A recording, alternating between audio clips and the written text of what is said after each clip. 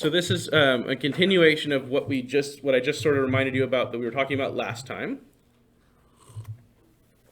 So here's what's important to know. The moment a doctor or a radiologist receives the image that you've produced, they're going to begin to window it, okay? Remember windowing from last time? What were the two things that windowing affected on images? Two image properties. Contrast and, say it louder, Taylor. Density, right? Density can be also phrased as brightness or darkness, right? But we think radiographic density is like blackening of our images, right? The more exposure an image gets, the darker it becomes, okay? And contrast is independent of that. Contrast is comparing two adjacent details against each other, right? Whereas brightness or density is just saying how bright or dark is the thing as a whole, the image as a whole. And window width controls contrast. Window level controls brightness. So we change those independently, okay? And we have a selection on our post-processing window that lets us mess with that. Okay, so if you've been around long enough, if you talk to X-ray techs who have done this for 20 or 30 years, or even myself who's only done this for, I don't know, 10 or 12 years at this point, whatever it is now, we learned, right, with film. We learned how to take X-rays on film, and with film radiography, if an X-ray tech wants to produce an image that is high contrast, they had to make that setting on the console. If I wanted high contrast, I had to use low KVP. If I wanted a low contrast image like a chest x-ray, which was lots of shades of gray, long grayscale, I had to use high KVP at the console, okay? Now we're saying that setting is sort of independent, right? The settings you make on the console for your exposure and the image that's displayed are sort of independent, right? The computer does a lot of things to your images, and you can do many things to the images after the computer's done with the processing of that image. So again, they say this renders the question of KVP and initial displayed contrast not only minor, but practically irrelevant. It almost doesn't matter what your image looks like as it's originally produced, with the caveat that you want to, kind of produce the best image that you can, right, for the given body part. But, so you want to get close. The idea is you want to make settings that get you close, very close to the contrast that you want displayed. But settings on the computer, such as telling the computer what body part you're taking the X-ray of, will change the contrast. If I take a chest X-ray with all the right chest X-ray settings, chest X-ray KVP, chest X-ray mass, but then I tell the computer I've taken an X-ray of a hand, the computer is going to give me contrast like a hand, high contrast, lots of black and white, because hands were really looking at bones and joints, right?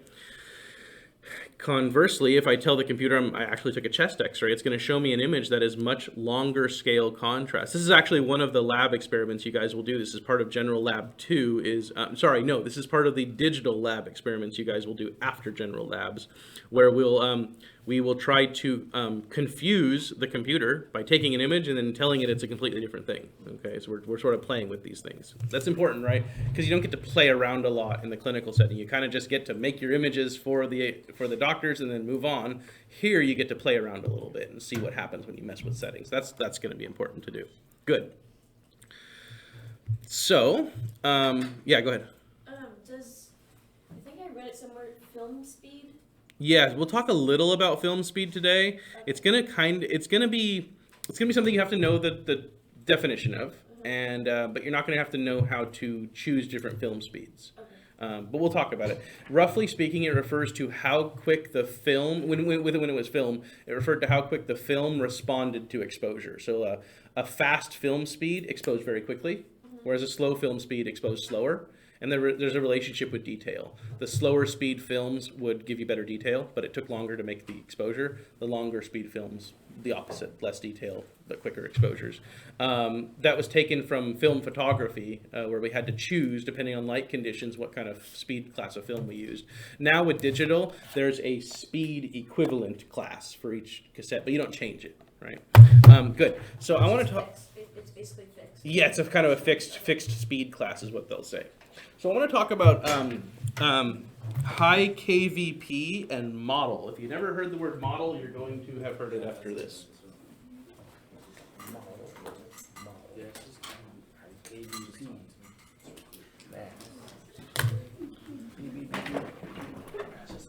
Okay. Clear.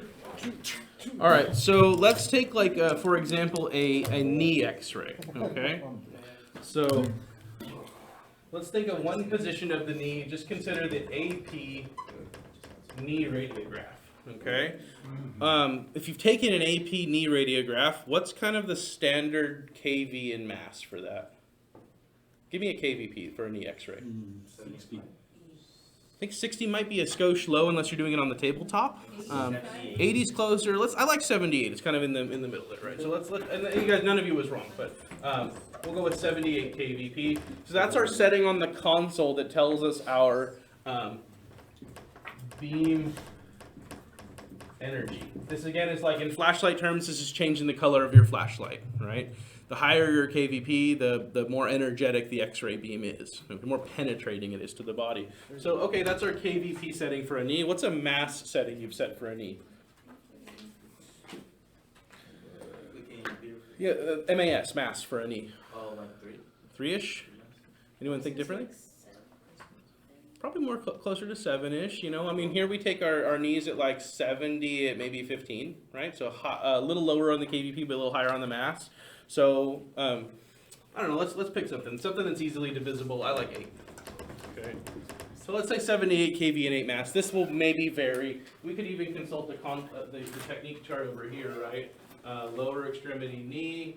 They say, this is, mind you, this is film technique, but they say 66 kV and 12 mass, okay? So we're a little higher on the KVP and a little lower on the mass. Again, it doesn't matter. This is just an example. Every X-ray room is a little different. Remember, mass is the quantity of X-rays, right? Your MAS setting tells you how many X-rays you've made, right? So your X-ray beam that you produce, the light that you're letting out of the X-ray tube has an energy and it has a quantity, brightness and color. Okay, good. So the question is, we want to use a higher KVP with digital than we would with film. If we want to raise KVP but keep the receptor exposure the same as some previous exposure, so if I want to raise KVP to another image but keep the exposure at the receptor the same, I have to change both of these, okay? So if I took the KVP number, ignoring mass right now, if I took KVP and raised it by 15%, whatever that number is, we'll get it in a second, feel free to figure it out. But if I go 78 kVp and I raise it 15%, what is that doing to the exposure at the receptor? If I raise KVP by 15% and leave everything else alone? It's going to make more density, but how much will the receptor exposure change? How much? 50%. So remember, the 15% rule for KV says that a 15% increase in KVP is a doubling of the receptor exposure, okay? So if I take this KVP number, right, and go plus 15%, right? 56. So let's 86.24. let's get a number for that, okay? So 86, you said 0.5? We'll ignore the point. We'll ignore the halves for now, okay? So that, going to 86 from 78, this is a 15% increase in KVP, okay? This is, I'm going to put a bunch of equal signs that don't exactly match up, but this is equal to 2 times the receptor exposure. So if I don't change anything else, I take an image at 78 kV at 8 mass, and then I take another image at 86 kV and 8 mass, I've doubled the receptor exposure, okay, for that second image. A 15% increase in KVP is equivalent to doubling the exposure at the image receptor. Notice I'm very specific. I'm saying doubling the exposure at the image receptor, not the patient. Okay, the patient's exposure does not double. Okay, It stays the same. it goes up, but it doesn't double. So I'm not going to talk about patient exposure here. We'll do it in radiation safety. Right now we're trying to understand how KVP changes affect the image. If I ask you to understand how it affects the image and how it affects the patient, that's asking too much at one time. Okay, so I'm only going to ask you how it affects the image in this module. Okay, so I can raise KVP by 15%, and that has doubled my receptor exposure. But my question at the beginning was, if I wanted to keep the receptor exposure the same for the second image, for this other image, this other hypothetical image, if I wanted to keep the receptor exposure the same and raise KVP 15%, what am I going to have to do? I'm going to have to change both things, right? So if I've doubled the receptor exposure by raising KVP to this number, how am I going to change this number, this 8 mass? Would you have to double that? No. What's the relationship between mass and exposure to the receptor?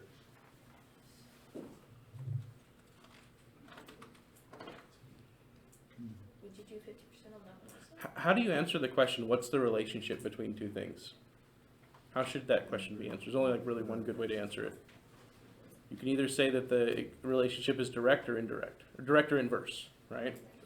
So a direct relationship says that if I raise mass, I raise exposure at the receptor. That's a direct relationship, right?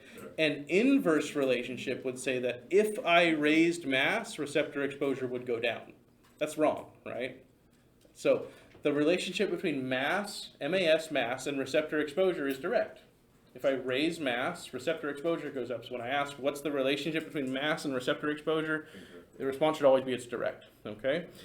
The second part of it, you have a question? Yeah, I was just gonna ask, what's the effect of excess image receptor exposure? The image gets darker, denser, blacker. That was the whole point of the mass lab in the general lab. Oh, okay. Remember we changed mass and kept raising and raising and raising it. We saw the image get darker and darker and darker, right? So you add density. You add density to the image if you just raise mass. I'm asking you to change two things right now, okay? So the relationship between mass, and receptor exposure is direct. Direct would mean 2 times the mass would be 2 times the exposure. Okay, so if I took 8 mass, ignore everything else for right now. If I took 8 mass on an X-ray, had to set 8 mass, and then I took another X-ray without changing anything else, and I set 16 mass. Okay, I've doubled the exposure at the receptor. So it's a direct relationship, and you notice that it was proportional, right? A doubling of the mass was a doubling of the receptor exposure, equals a doubling of the receptor exposure. It's a proportional relationship. Whereas KVP changes were not proportional, right? A 15% increase in KVP was equivalent to a doubling of the receptor exposure. So that relationship up here is direct but exponential. The relationship between KVP and exposure is direct. KVP goes up, exposure goes up, but it's not proportional. It's an exponential change. Okay, said in a more simple way, little changes to KVP make big changes to receptor exposure. Okay, direct and exponential. The relationship between mass and receptor exposure is direct and proportional. It's a one-to-one relationship. Okay, so we could say it like that. It's a one-to-one relationship, right? If I make the mass bigger, the exposure gets bigger by an exact same amount. So if you change the KVP, you have to, so you did the 15% rule, and then you would have to change the mass also. Yes. If I wanted to take an image and then take another image and have it have the same receptor exposure, right? Now, if I wanted to just make the image darker, I could only just change one thing. But if I want to keep one image the same as the next image, but change the KVP by raising it, I have to lower mass, right? So that's going to be the point here. If I want to keep receptor exposure the same for this image, okay, I have to decrease the MAS by 50%. I have to cut it in half, okay? So you did 4. So 4 MAS, and that equals 1/2 receptor exposure. So that would lighten the image, right? Yes. So think about it like this, right? Raising KVP by 15% darkened the image, okay? Would have darkened the image if that's the only thing you changed, okay? So the image gets darker by raising KVP, but then gets equivalently lighter by cutting the mass in half. This setting, 86 KVP and 4 mass, will produce the same image as 78 kV at 8 mass, okay? The computer, now if this were film imaging without a computer, a piece of photographic film, you would see a difference, okay? That image would be lower contrast than that image, okay? The lower the KVP, the higher the contrast, right? So if this were film imaging, these two settings would have completely different appearances, okay? But as we've learned with digital, which was the whole point of showing you this, right? Two different settings can produce the same image, just the same image qualities, okay? With digital, only with digital. That's why there's a whole module we call digital, because we have to learn all this stuff. You know, so this one shot at whatever KVP and whatever mass, and then these ones shot at a higher KVP and an equivalent lowering of the mass. They all look the same, right? With the important note that as we raise KVP, every time we go by a 15% increase in KVP, we'll cut the mass in half from whatever it was, okay? What happens, so ignore KV for just a moment. What happens when you decrease mass? What are you changing the number of? The amount of X-rays produced, right? And we need a certain amount of X-rays to reach the image receptor, right? So we don't only need them to have the right energy, that's KV, we need to have the right number of them, yeah? So you can imagine that as you keep doing this, right? So if I went up another 15% in KV and cut the mass in half again, I'm raising beam energy, but each time I do this 15% up in KV, 50% down in mass, I'm decreasing the number of X-rays produced. And you might ask, when will I get to a point where I'm producing so few X-rays that I'm not going to get the right number of them reaching the receptor, an insufficient amount of X-rays at the image receptor?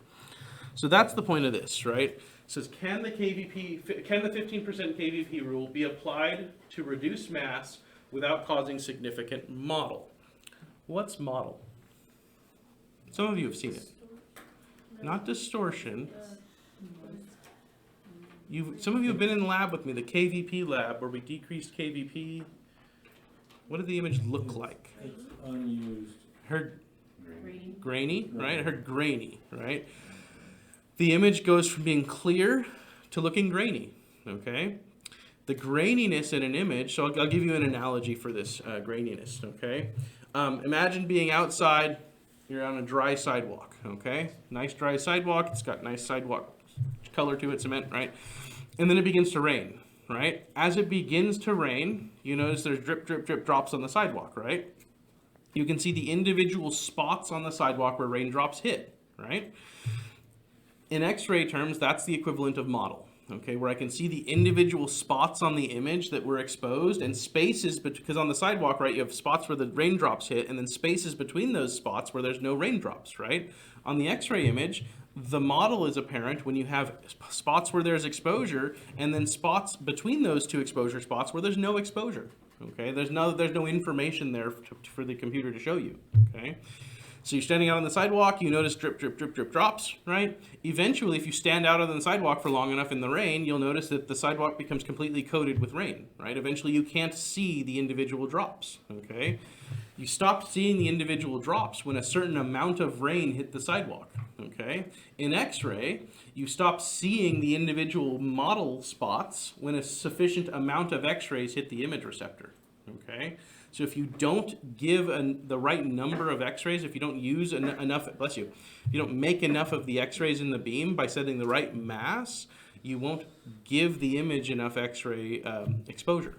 Okay, the image will be underexposed, and it will be, the word we use is model. Okay, the image obtains a grainy appearance to it.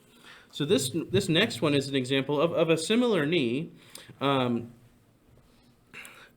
These are actually multiple similar knees, and showing you a raise in KVP and a cutting of the mass, and we're asking how much can we get away with, okay? So let's take a look.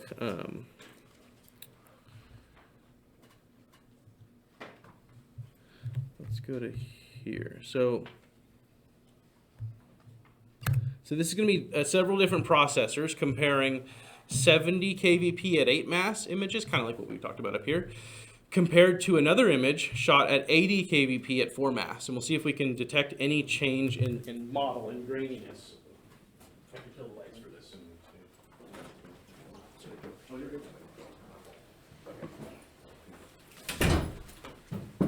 So just watching right now, try to dark adapt your eyes for this and see if you can see anything.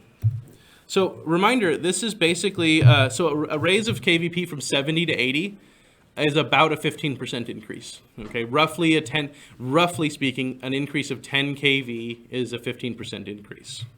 That's very roughly stating it though. So this image was done at 70 kVp at 8 mass, A1. Image A2, 80 kVp at 4 mass. Now what you'll want to look for is you want to kind of look for the edges of the body parts, graininess there, graininess in the soft tissue. Is any graininess apparent to you in image A2 versus the first one? No. Good. So can we get away with a single 15% increase? Yes. Okay, good. This is on, by the way, this is on Fuji, and this is CR, computed radiography. This one's on a DR system. This is a GE DR system, so DR like what we have now. B1 versus B2, 70 kVp at 8 mass to 80 kVp at 4 mass. Any graininess apparent there? A little bit. Tiny bit. But you're noticing we can kind of get away. By the way, we're zoomed in on the knee joint space. So this is the femur up here, tibia down here, tibial plateau, joint space for the knee. And we're seeing maybe a small change, but it's kind of hard to see, right? These are tiny changes. Don't fall asleep. These are tiny changes, okay? See it again on Kodak, and Kodak system here. And I can, on my screen, I can see a difference, right? I can see a tiny difference in contrast. This image on the bottom changed contrast by a little bit, little longer scale contrast, shorter scale on top, but not much of a grainy appearance. So again, we're able to get away with these single step increases in KVP. Let's take a look at an abdomen series and see if we can do that too. So this next abdomen series is going to be done, image at the top is going to be 80 at 20, image at the bottom 92 at 10. Again, 15% increase followed by halving of the mass.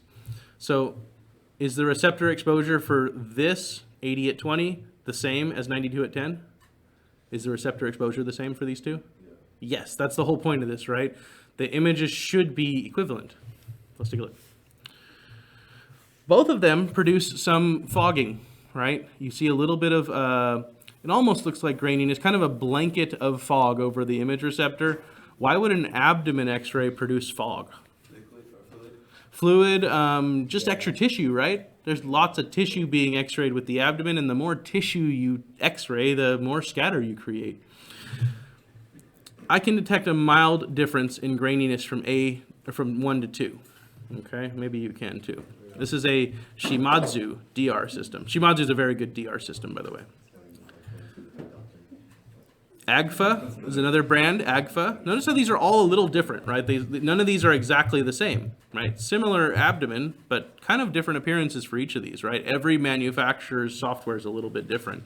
This is an Agfa CR system, and again, not a big change from 80 at 20 to 92 at 10. So the conclusion should be, can the 15% rule be applied to the images? Lights are going on. And the 15% will be applied to the images without causing significant model. The answer is yes, and hopefully the answer was yes, right, from what we just saw. And you might want to ask, if the answer is yes, how many of these increases can we do?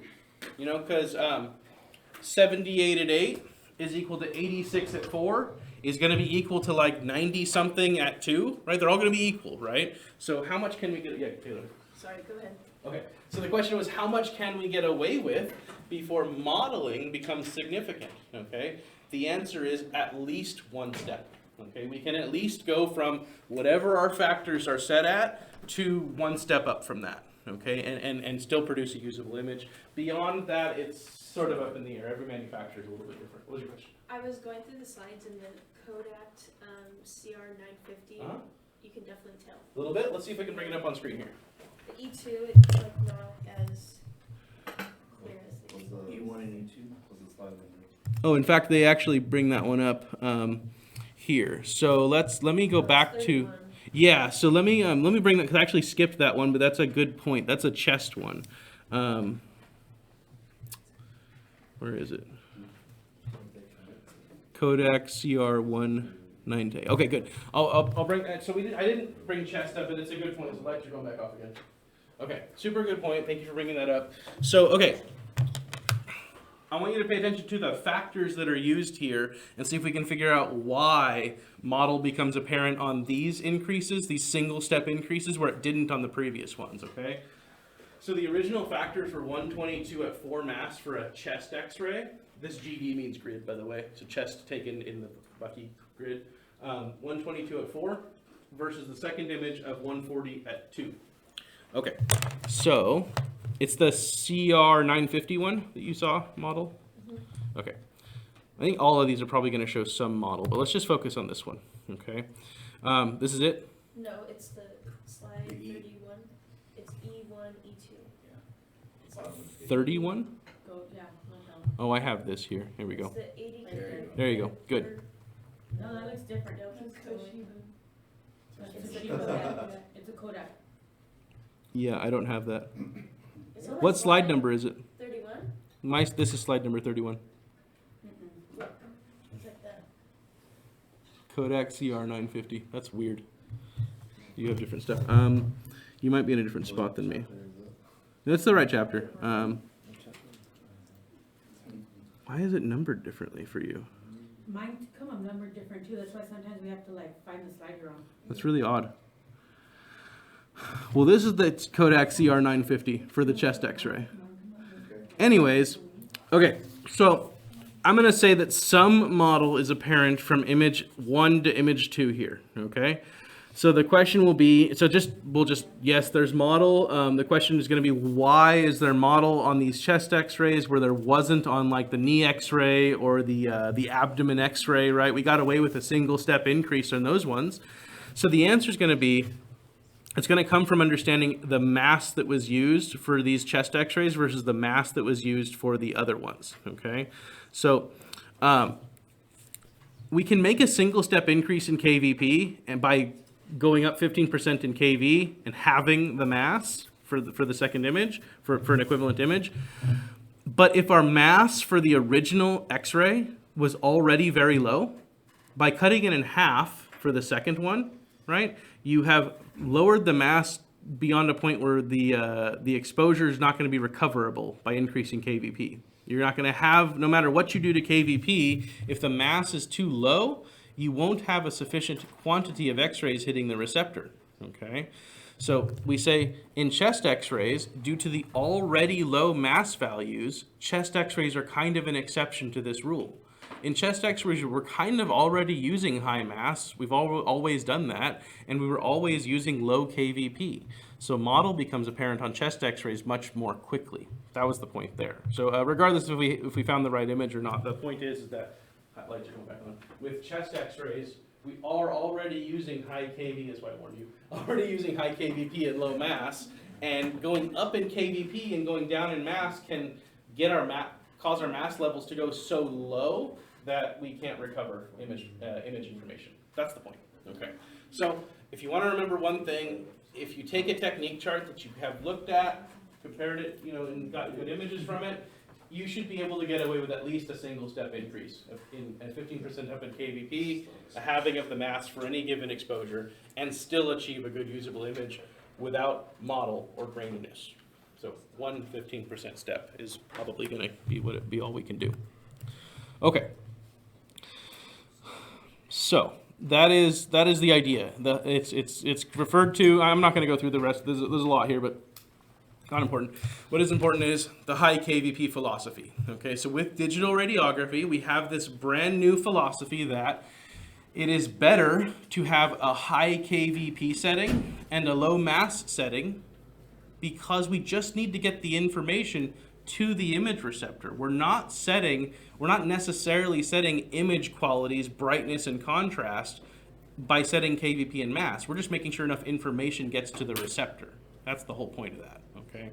So we think high KVP philosophy. So you'll find if you work on an equipment that is film, and then you go work on some equipment that's digital, you're probably going to be using higher KVP settings and lower mass with digital than you are with film. Now there's an added advantage that I'll get to in radiation safety, which is the module after after this. The added advantage is patient exposures actually go down. Okay, don't worry about that. There's too much other stuff to worry about in this module. All right,